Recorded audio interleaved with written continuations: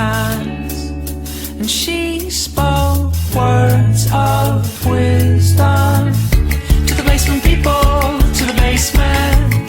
Many surprises await you in the basement, people in the basement. You heard that last time, you know we're gonna find you sick in the car seat, 'cause you're not up to going out on the main streets, completing your mission. You heard that last time, you know we're gonna find you sick in the car seat, 'cause you're not up to going out on the main streets, completing your mission. Who are you? I'm Alex, From? Two Door Cinema Club. And Alex, who else is in Two Door Cinema Club? These two guys beside me, Sam and Kev. Hi. Hey. We all met each other when we were 14 or 15 years old, and I guess we kind of bonded over the love of the same kind of music. One of the bands that we actually kind of brought us together as friends was Biffy Clyro, and their first 3 records I think were out at the time, and we were kind of like going around all of those at the same time. And when we formed our first band, we were covering their songs, and it was the first rock show the 3 of us went to go and see together. So that was like super important to us. Pretty soon after that, we were playing together in Sam's garage. Like immediately we discovered we were into the same kinds of music. We all play guitar, so it made sense to do that. And we played in like a rock band for 2 years.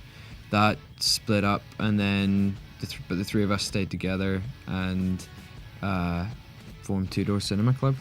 You did that last time, you know we're gonna find you sick in the car seat, 'cause you're not up to going out on the main streets, completing your mission. You did that last time, you know we're gonna find you sick in the car seat, 'cause you're not up to going out on the main streets, completing your mission.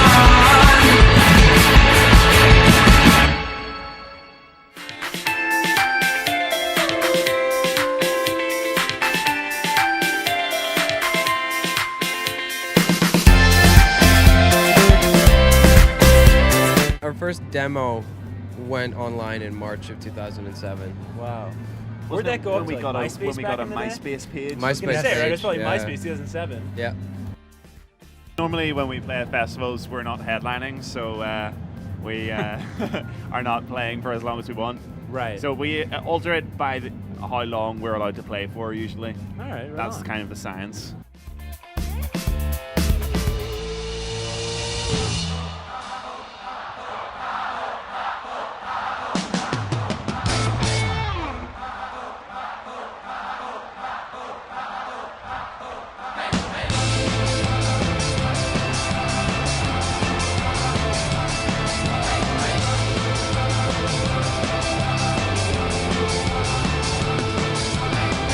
You won't believe what I tell you. White coats and clever minds will choose.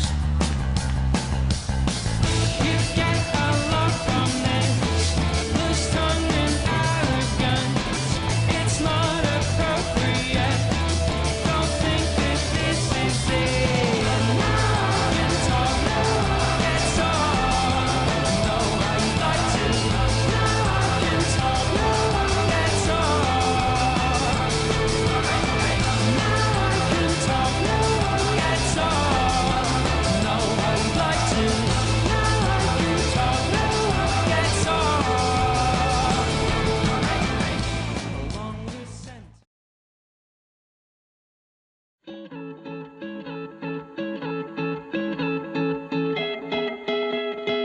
We had booked some festival shows in 2014 in the summer, and we would all come to London to rehearse, and I was just very ill at the time. I was, I with stress and everything, and I ended up in hospital. And at that point, we all got together and we decided to cancel the shows because there was no way that I was going to be physically able to do them. And from there, we decided we were not going to book any more shows until something changed.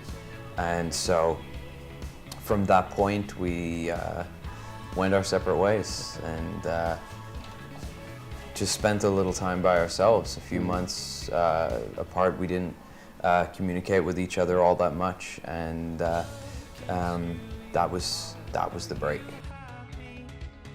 We were kind of putting our minds and our bodies through some quite strenuous stuff, and I think on the other side of the coin, I think we needed some time individually to just kind of figure out a bit more who we were as a person and get some sort of identity that existed outside of the band. There was no writing, no recording, no touring, and that kind of opened us up to a life that we'd never led before, and so that kind of generated a lot of new ideas and a lot of different inspirations, you know, just from these kind of new weird lives that we were getting used to. Once we were ready to write again, it was just totally fresh, and we hadn't even really seen each other much for a long time before we got together to make the record, and there was just a new kind of excitement there, and that definitely kind of spurred us on to try and do something, do whatever we wanted to do. It felt that after the break and coming back, that there were less, if no limits.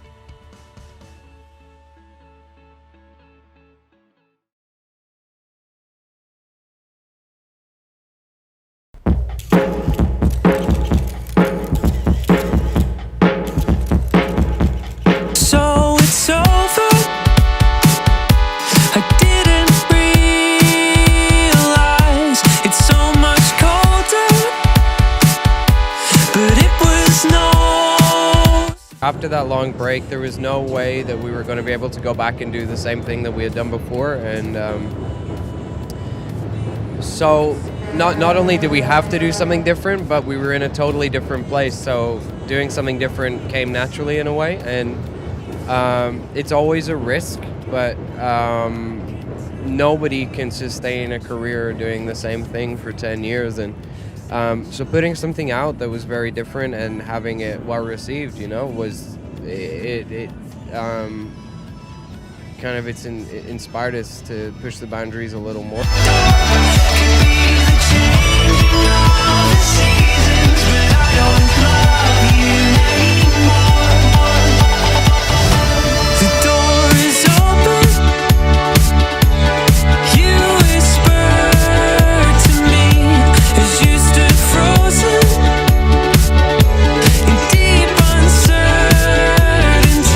When we came back to doing this, so much had changed, and it wasn't just within the music world. The internet has kind of infiltrated every single aspect of life, and it's just changed. It's changed us as a species. You know, it's completely torn up the rule book. You know, as how we live, how we communicate, how we interact, and there's something kind of uncomfortable, even scary about that for me, and I don't trust technology. I think that's I don't trust us. I don't trust humanity with technology. Yeah, no, I feel the same way. We're gonna destroy ourselves with it one day, and it's already becoming so powerful, and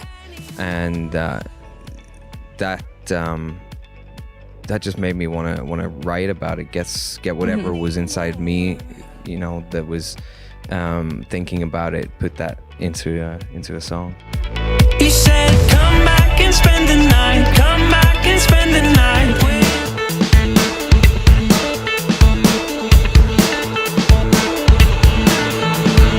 I don't know where I'm going to rest my head tonight, so I won't promise that I'll speak to you today. It still blows my mind to think how long ago we released our first record, but the kids that we're playing to now were even younger kids then, you know, and I'm meeting guys after shows they tell me that they bought our first record when they were like 13 years old. That was me. Yep. Yeah. And, yeah. You know, these kids are like some of them are in their 20s now, and so they grew up, with these songs. They went through high school with these songs, and so songs like What You Know and Undercover Martin and Something Good Come Work, the things that we had reasonable hits with on the first record. There's just a feeling of so much joy when we play those on stage. I mean, we definitely got tired of them. We got sick of them, playing them every single night and promoting them and all the rest of it. And so we did become a little bit frustrated with having to play them every night. And like I said, the fun was draining out of things, and it was just tiring. But after the break and the coming back refreshed, like I keep saying, you feel that emotion, when you play one of those songs on stage, and you can look into people's eyes and you see them light up with, and you feel their memories and their love for these things from their childhood almost. I can't tell just what you want. You don't want to be alone.